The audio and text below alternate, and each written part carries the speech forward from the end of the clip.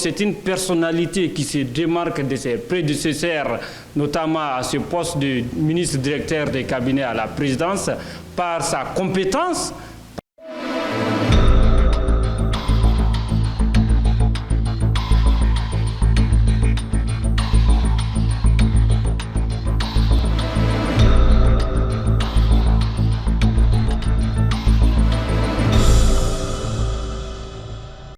Mesdames et messieurs, bonjour ou bonsoir, ça dépend de l'endroit où vous êtes. Bienvenue dans cet autre numéro de l'émission Les personnalités qui font bouger la transition. Aujourd'hui, nous avons le plaisir de recevoir un acteur de la société civile. Lui, c'est Mahamadou Diakité. Il est le président des jeunes leaders pour la promotion de la bonne gouvernance. Mahamadou Diakité, bonsoir ou bonjour. Bonsoir, monsieur Lanfian. C'est un plaisir d'animer cette émission auprès de vous. Alors aujourd'hui, comme je viens de le dire, la transition est dirigée par des personnalités qui se battent pour la réussite de cette transition. Aujourd'hui, on va commencer par parler de certaines d'entre elles. Donc je vais commencer par vous demander, la première personne c'est Djiba Diakité. Vous, que pensez-vous de Djiba Diakité qui se trouve à la présidence ? Vous savez, les Guinéens, ils ont l'habitude de méconnaître l'éminence grise ou bien les éminences grises dans notre pays. C'est un cadre chevronné qui a fait ses preuves à l'étranger, notamment en France. Il a une expérience professionnelle richissime. En termes de preuves, hein, en Guinée, en ce qui concerne la transition, qu'est-ce que Djiba Diakité fait pour faire bouger les choses? Je le disais tout à l'heure, vous savez, c'est un cadre très intègre, humble et généreux. Il est tapis dans l'ombre, mais toutes les tâches qui lui ont été confiées par le président de la République, le général de corps d'armée Mamadi Doumbia, il accomplit, il diligente ses tâches avec professionnalisme. Donc c'est une personnalité qui se démarque de ses prédécesseurs, notamment à ce poste de ministre directeur des cabinets à la présidence, par sa compétence, par aussi son intégrité morale et aussi par son dévouement. Vous pensez que toutes ces compétences qu'il a, il est en train de mettre ces compétences-là au service de la nation guinéenne? Bien sûr, je vais dire par là, et c'est un fin négociateur sur les marchés internationaux. Vous savez, le méga projet, le Simandou, c'est sous le magistère du président de la République, bien sûr, mais aussi avec son homme de confiance qui est Djiba Diakité, son excellence Djiba Diakité. C'est ce qui a permis l'opérationnalisation du Simandou, du méga projet Simandou. Donc il faut être à l'actif. En premier lieu au président de la République, mais en second lieu à l'actif aussi de son excellence Djiba Diakité. Donc moi je pense que c'est un secret de polichinelle, oui, à tort et à travers, mais vous savez, personne ne fait l'unanimité. Mais le projet Simandou, c'est mettre à l'actif du président de la République, mais aussi c'est crucial de rappeler aussi que son excellence Djiba Diakité a fourni beaucoup d'efforts pour que ce méga projet puisse voir le jour. La deuxième personnalité, Maurice Sandan Kouyaté, le ministre des Affaires étrangères et des Guinéens établis à l'étranger. Vous savez, depuis la nuit des temps, c'est l'un des ministres des Affaires étrangères le plus emblématique. On a vu, en fonction de l'évolution de l'actualité, nos compatriotes qui étaient en difficulté dans les pays, d'abord dans la sous-région et sur d'autres continents, notamment en Libye et en Tunisie. Et il avait jugulé tous les efforts, bien sûr avec l'appui et l'aval du président de la République, le rapatriement de nos compatriotes et certains qui ont été accompagnés financièrement. Et à part cela, on a vu aussi concernant le chronogramme de la transition, là aussi entre le CNRD et la CEDEAO, il a joué un grand apport, il a apporté son expertise Donc, sous le magistère du docteur Maurice Sanda Kouyaté, la Guinée est revenue dans le concert des nations et je pense que les prochaines années, on verra les résultats palpables de son expertise au niveau du ministère des Affaires étrangères. Est-ce que vous pensez que tout est rose chez le ministre Maurice Sanda Kouyaté, parce que tout n'est pas aussi fluide dans tous les ministères aussi? Vous savez, c'est ce que je disais. Personne n'a fait l'unanimité dans ce pays. Nous disons, arrêtons de diaboliser nos cadres intègres et nos éminences grises.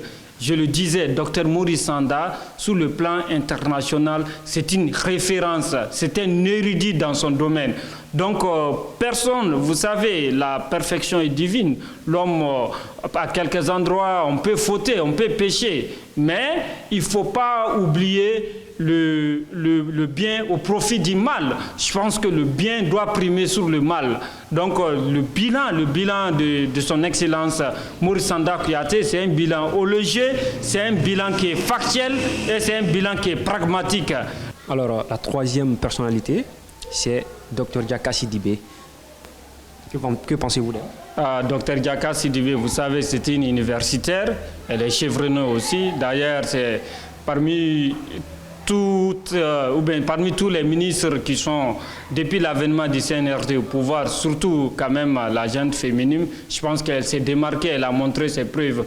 D'abord au ministère de l'enseignement supérieur, surtout au ministère de l'enseignement supérieur avant d'atterrir à l'industrie et le commerce, elle a montré ses preuves. D'ailleurs, c'est ce qui l'a permis de bénéficier de plus de la confiance du chef de l'État. Et au ministère de l'enseignement supérieur, elle a mené plusieurs réformes. On a vu quand elle était aux affaires au ministère de l'enseignement supérieur, il y a eu des réformes, entre autres la mise en place ou la construction de plusieurs laboratoires, des centres de recherche et aussi l'accompagnement des enseignants contractuels, surtout dans le supérieur. Elle a fourni de grands efforts.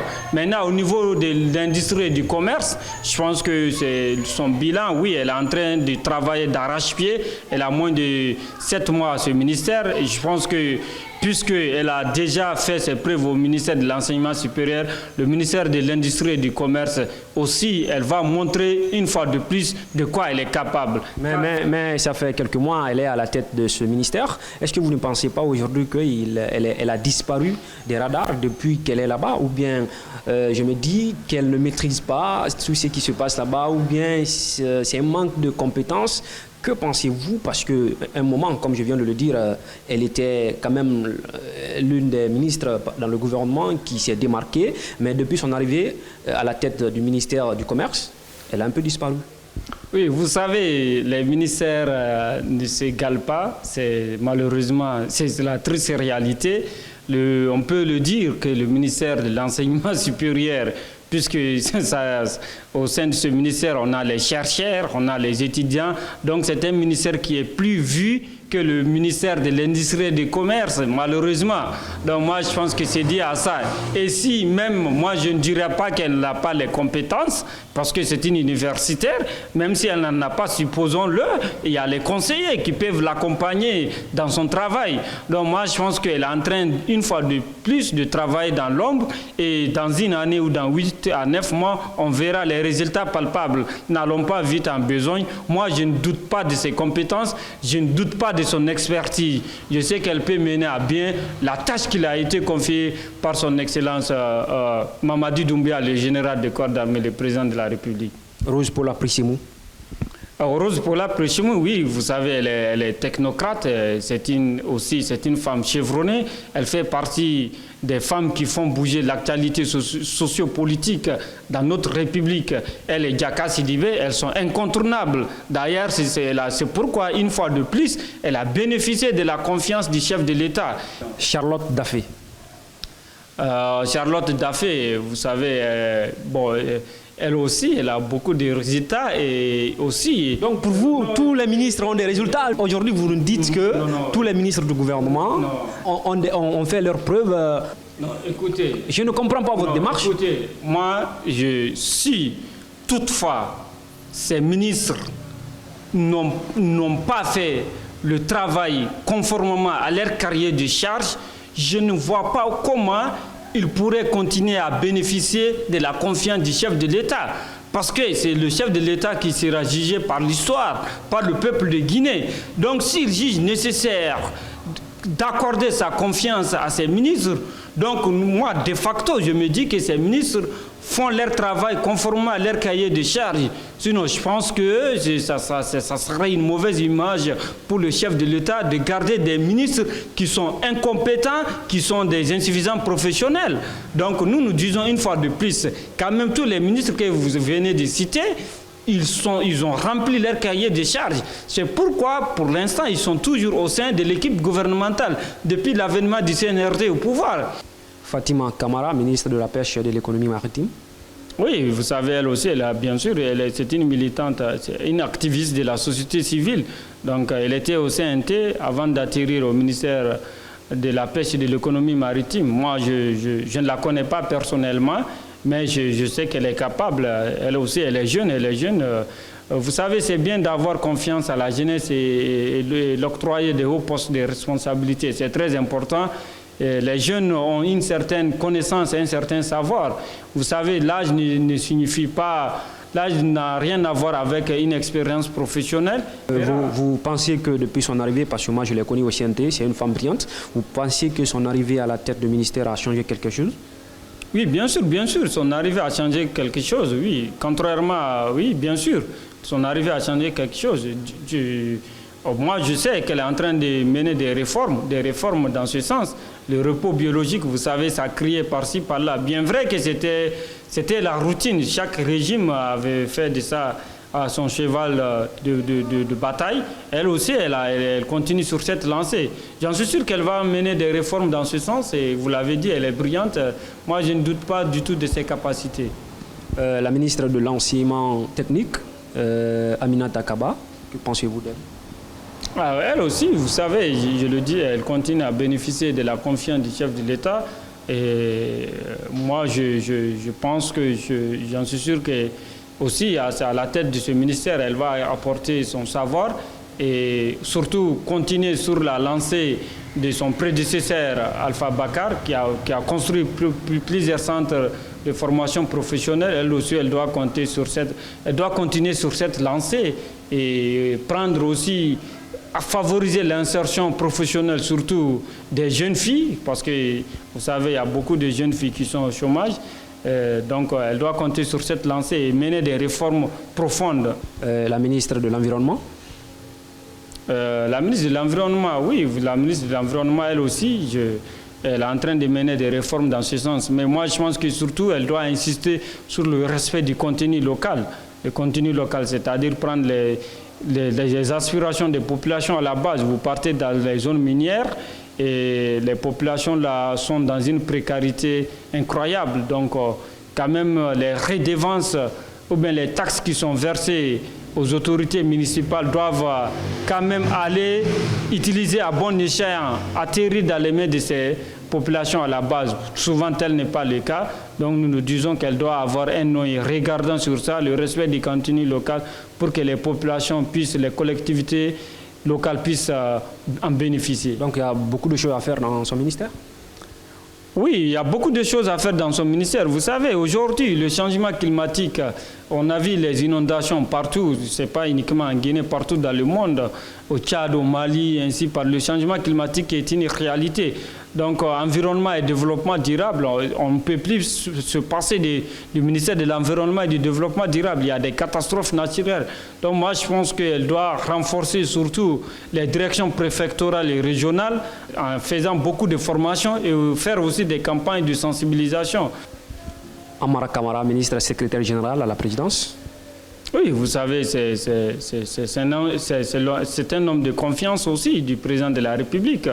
Et aussi, c'est un homme charismatique une fois de plus. Et si vous voyez l'avancée des travaux ou bien le travail abattu par certains cadres de l'administration, c'est parce que le secrétaire général à la présidence, il tape du poing sur la table. Et aussi, c'est un jeune, il faut le rappeler, il a de l'expérience dans ce domaine. puisque c'est un militaire, c'est un général, il a de l'expérience. Mais au-delà de ça, il a fait plusieurs formations aussi annexes par rapport à son cursus universitaire. Donc moi, je pense que le général Amara Kamara, on verra. C'est un républicain, c'est un patriote.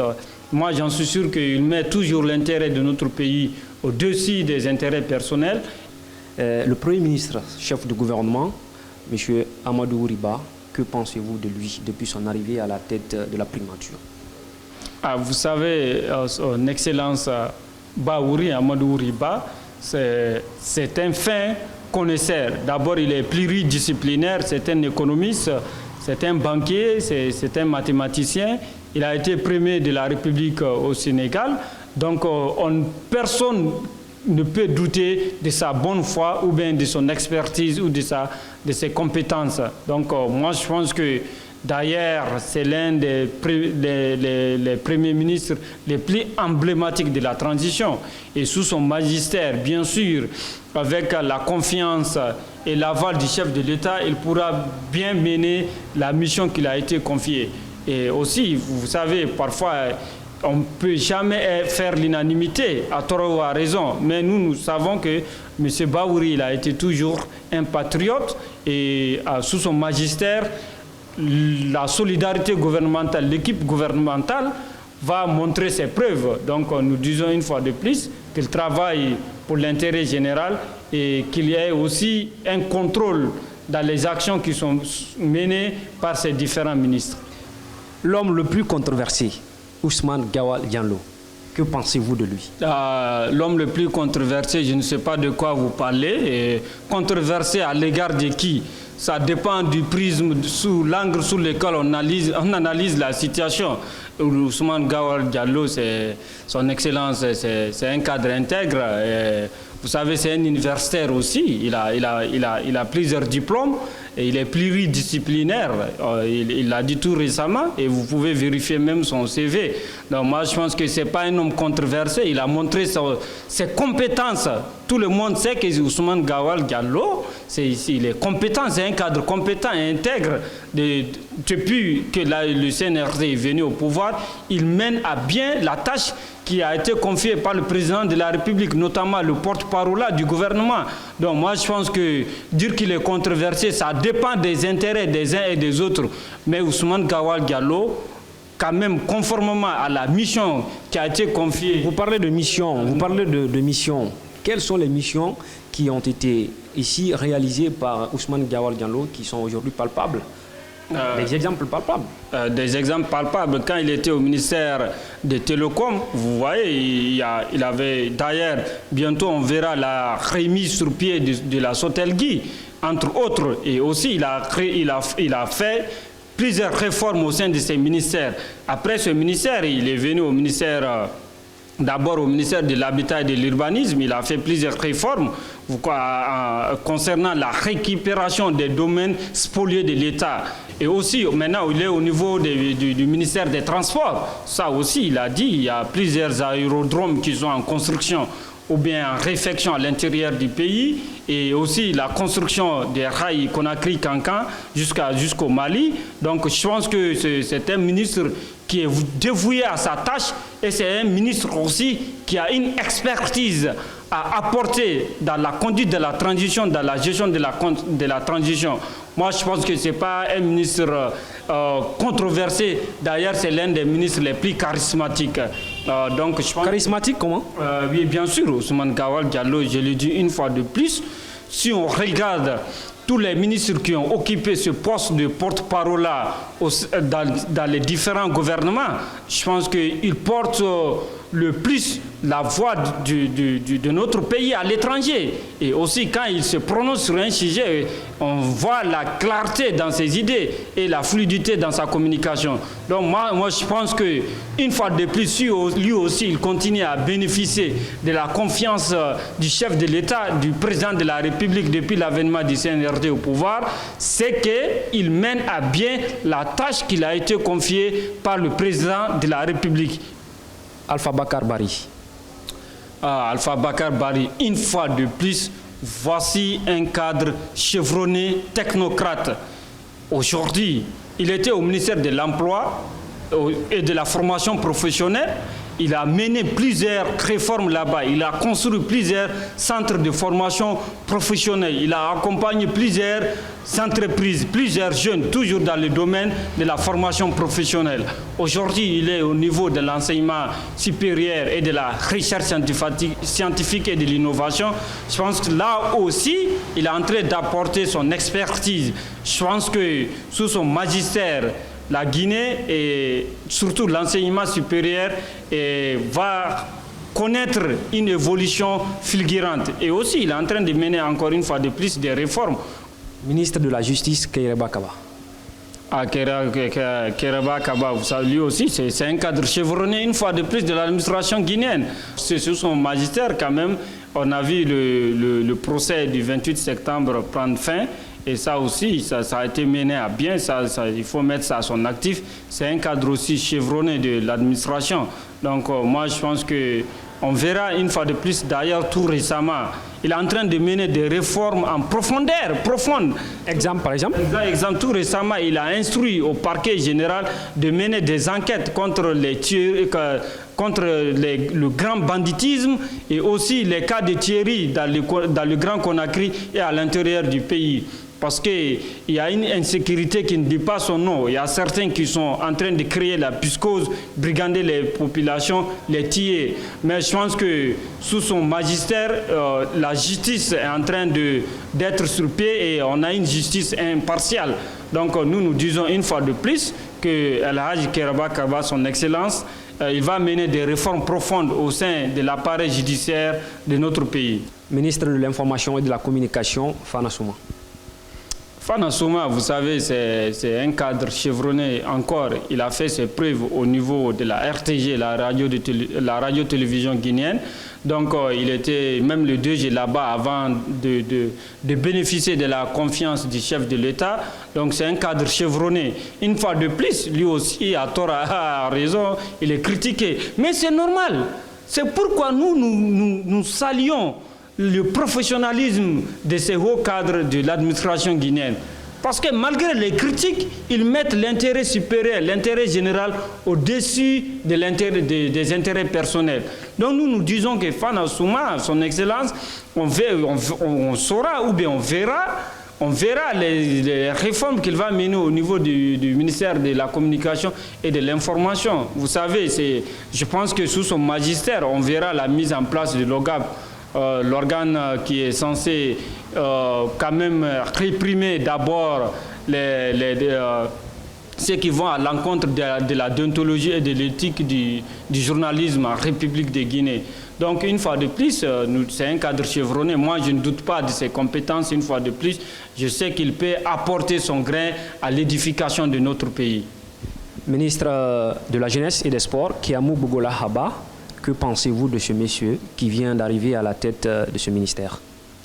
Vous savez, c'est un cadre qui n'a jamais occupé un poste au sein de l'administration. Il l'a dit lui-même plusieurs fois, mais il reste quand même un animateur sociopolitique. À l'époque, il a apporté son expérience dans plusieurs organisations de la société civile et dans plusieurs partis politiques. Donc lui aussi, il a une expérience professionnelle. Surtout, vous savez, il est très en acquaintance avec la jeunesse. Il connaît les préoccupations de la jeunesse. Donc moi, je pense que sous son magistère, le ministère de la Jeunesse et des Sports aussi va mettre les préoccupations de la jeunesse au devant de la scène. Et il l'a fait plusieurs fois. Et il a même incité le gouvernement à prendre en compte le chômage des jeunes, notamment dans le méga projet Simandou 2040. Donc je pense que la jeunesse guinéenne aura une grande part dans le projet Simandou. Bien sûr, il faudrait que ces jeunes soient qualifiés, il faudrait aussi qu'ils soient diplômés, que ce soit un diplôme professionnel, un certificat professionnel ou un diplôme de l'enseignement supérieur. Je pense que tous ceux-ci vont bénéficier des avantages du projet Simandou sous le magistère, bien sûr, de son Excellence Bougola Haba. Mais à son arrivée, il y avait plusieurs défis à relever, surtout dans le domaine sportif, parce que nos stades ne sont toujours pas homologués, les travaux sont en cours. les travaux ne sont pas finis. Et l'équipe nationale aussi n'est pas en train de faire un exploit qu'on attendait. Est-ce que vous pensez que ce monsieur va relever tous ces défis? Il a intérêt à surveiller cette fédération guinéenne de football. Pas seulement la fédération, il y a des infrastructures sportives qui doivent être réalisées. Aujourd'hui, on a un manque d'infrastructures sportives. Ça doit être sa préoccupation. Non, justement, les infrastructures sportives, on voit la rénovation des différents stades. Le stade de Nongo, le stade général Lansana qui est toujours en retard. Non, en retard, oui, mais les travaux avancent en retard, oui. Bon, en retard, l'entreprise à qui on a octroyé le contrat, je pense que même moi, tout dernièrement, j'ai fait une visite furtive au stade. Je vois que les travaux avancent à grands pas quand même. Peut-être d'ici la fin de 2025, le stade sera opérationnel. Maintenant, le stade du 28 septembre aussi, c'est en phase de rénovation. On espère aussi d'ici 2025 que cette réflexion va prendre fin. Donc nous disons une fois de plus, il faudrait qu'en Guinée au moins qu'on ait un stade homologué. Au lieu d'aller jouer chaque fois les matchs à l'étranger. Le ministre de l'administration du territoire et de la décentralisation, général Ibrahima Khalil Condé. Oui, le général Ibrahim Khalil Condé, comme vous savez, lui aussi, il n'est pas démontré, puisque c'est un cadre chevronné. Il était à la retraite d'ailleurs. Il a été rappelé par le président de la République parce que le président a confiance en lui. Et aussi, je le disais tout à l'heure, sous son magistère, il a fait l'évaluation des partis politiques. On sait, quand on nous disait qu'il y a certains partis politiques qui ont transformé leur salon en siège, moi, je me disais, non, écoutez, c'est moi qui suis à l'envers ou bien c'est mon pays qui marche sur la tête. Donc, je pense que le ministre a tapé du poing sur la table et tous ces partis politiques qui ne sont pas en règle, on doit retirer, doivent voir leur agrément retiré. Le RAVEC, on a lancé un appel. J'espère qu'ils prendront les personnes capables pour mener la campagne de sensibilisation et coordonner les différentes activités du RAVEC. Je pense que ça aussi, c'est en phase d'opérationnalisation. Donc, on verra les jours à venir. Le ministre de la Défense, Aboubacar Sidiki. Aboubacar, non, c'est un ministre qui n'est plus à montrer. C'est un ministre qui depuis, il connaît les rouillages de l'administration guinéenne, surtout les rouillages de l'armée. Et depuis la nuit des temps, c'est un haut gradé de l'armée guinéenne. Donc, je pense que sous son magistère, le ministère de la Défense, on a vu le casernement des militaires. On a vu aussi actuellement de nos jours, on ne voit plus un militaire marcher avec son arme dans la rue. Donc, il y a des formations qui ont été initiées dans ce sens pour que l'esprit républicain reste au niveau de l'armée et aussi l'intérêt supérieur de la nation. Donc je pense que c'est un ministre qui n'est pas à montrer. Il a déjà montré ses preuves. Le ministre de l'économie et des finances. Vous savez, le ministre de l'économie et des finances, il était le directeur général du Trésor. Donc lui aussi, il connaît bien les rouages de notre économie et des finances. Donc il n'est pas... Et il a une expertise à apporter dans ce domaine. Et aujourd'hui, du Trésor, il est au ministère de l'économie et des finances. Il est en train de mener des réformes. Donc, est-ce que vous pensez qu'il peut répondre aux attentes de la population? Parce qu'on ne reste pas sans savoir qu'aujourd'hui, l'économie a été touchée par cet incendie à Kaloum. Oui, ça c'est une catastrophe naturelle, c'était imprévisible, personne ne pouvait le savoir. Mais je pense que tout récemment, vous avez vu la dette publique de notre pays. Ça, c'est une grande avancée et je pense que l'économie guinéenne se porte bien. Et en 2023, la Banque mondiale même avait félicité l'économie guinéenne en disant qu'on a une économie qui est résiliente. Donc moi, je pense que, oui, il continue à faire le travail qui a été abattu par son prédécesseur. Je pense que lui aussi, il va continuer sur cette lancée, puisque de toutes les façons, c'est un cadre chevronné du Trésor. Le Trésor aussi, il faut connaître, ce sont les finances publiques. Donc, il a une expertise à apporter dans ce domaine. Et on verra que le fait que le président l'accorde sa confiance n'est pas vain. Alors, le ministre du Travail et de la fonction publique, Faya François Bruno. Ah oui, oui, l'ancien secrétaire au ministère de la Culture et de l'Artisanat. Oui, vous savez, c'est un jeune. Le président de la République, depuis son avènement au pouvoir, il a mis la jeunesse en avant. Avec Faya François Bruno, c'est un cadre intègre. D'ailleurs, il fait l'unanimité.